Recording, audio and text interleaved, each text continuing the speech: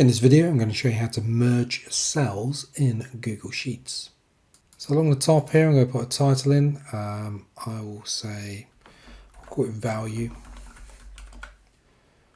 And I want to merge this across more than one cell. So I want to just spread over a couple of cells. Now, the button we want to click is this one here, is merge cells, which is the answer. But the thing is, it's grayed out. Or you can go into format and again, merge cells, but it's grayed out. Because what you need to do, you need to select the 2 or 3 or 4, however many it is, cells that you want to be merging this over. So I want to merge it over all of those. Now, the moment I've selected all the cells I want, it is available. You can see there, it's clickable. And format, merge cells, again, it's all clickable. So what I'll do, I'll normally click on this one here, go to merge all, and there we have it. It's merged, it's one big cell now.